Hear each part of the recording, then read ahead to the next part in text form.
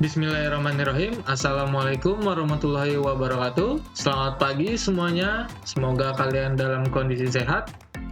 Dan kita tahu beberapa waktu yang lalu pasangan ganda putri Indonesia, Greysia Poli dan juga Apriani, memperoleh medali emas pada ajang Olimpiade Tokyo 2020. Dan hari ini kita akan membahas tentang taktik dan strategi penyerangan pertahanan dalam permainan bulu tangkis. Sebelumnya, tujuan pembelajaran hari ini yang pertama, memiliki kesadaran untuk melakukan aktivitas jasmani melalui permainan bulu tangkis dalam rangka menjaga kebugaran dan kesehatan sebagai bentuk rasa syukur kepada Tuhan Yang Maha Esa. Yang kedua, menunjukkan perilaku jujur, disiplin, tanggung jawab, peduli, gotong royong, kerjasama, toleran, damai, santun, responsif, dan proaktif selama pembelajaran merancang pola penyerangan dalam permainan bulu tangkis. Yang ketiga, dapat merancang pola penyerangan dalam permainan bulu tangkis secara individu dengan penuh semangat, tekun, disiplin, dan tanggung jawab. Keempat, dapat merancang pola pertahanan dalam permainan bulu tangkis secara individu dengan penuh semangat, tekun, disiplin, dan juga tanggung jawab. Selanjutnya, strategi. Dalam permainan bulu tangkis, terdapat dua jenis strategi, yaitu strategi permainan single atau tunggal, dan yang kedua, strategi permainan double atau ganda. Dalam permainan single, biasanya itu ada single putra atau single putri.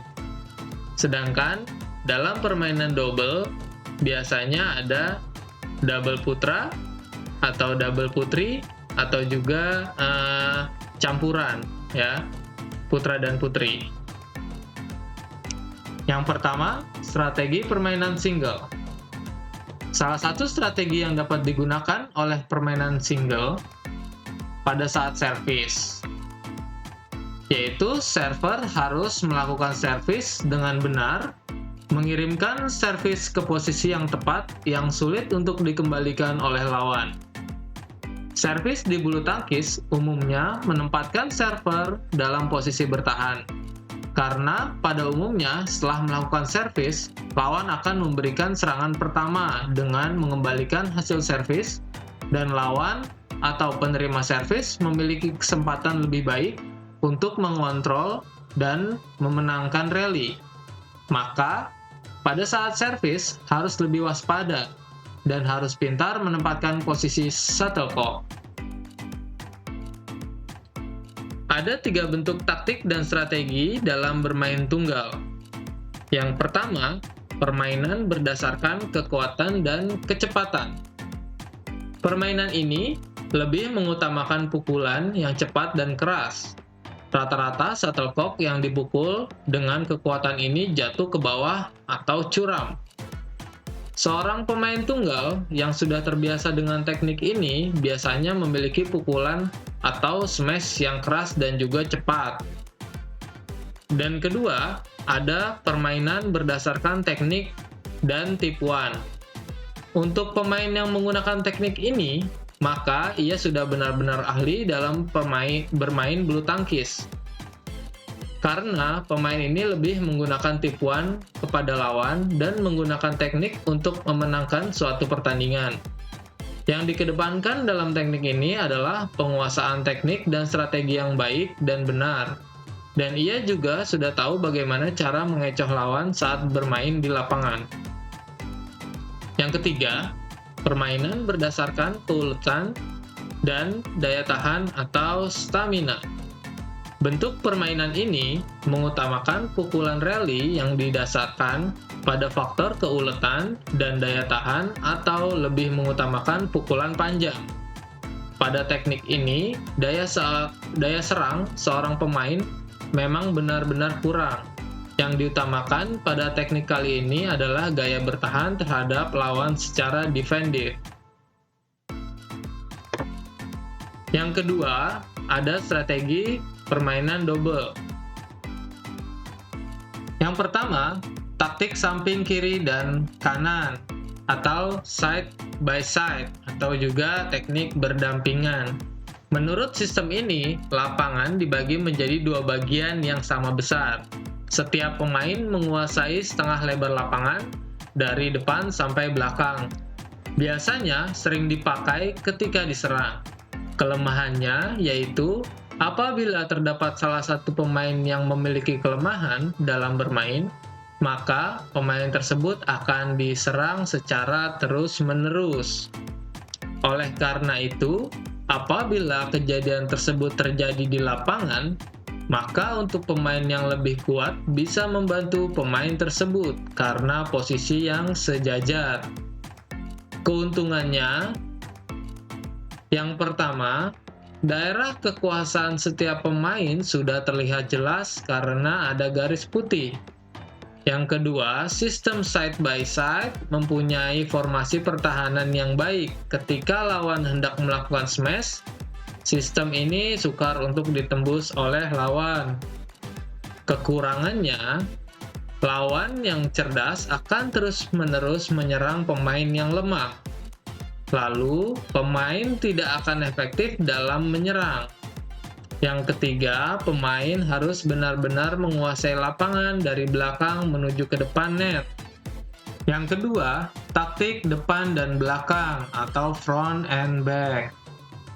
Taktik ini menempatkan posisi pemain satu di depan dan satu di posisi belakang.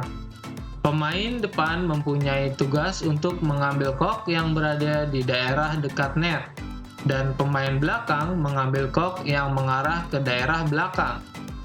Pembagian lapangan setengah dari panjang lapangan sendiri, dan depan net sampai setengah lapangan tugas pemain depan, dan setengah lapangan sampai belakang merupakan daerah bagian pemain belakang.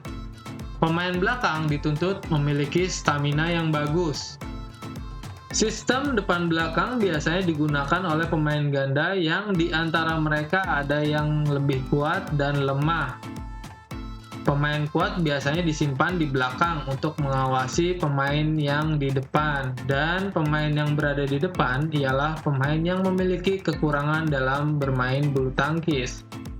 Sistem depan belakang pada permainan bulu tangkis memiliki tanggung jawab dan bidang permainan yang jelas.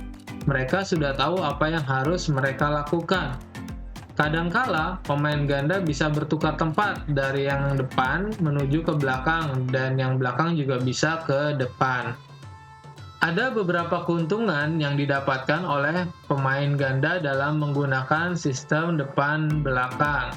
Salah satu keuntungan yang bisa didapat oleh pemain adalah sistem ini dikhususkan untuk menyerang.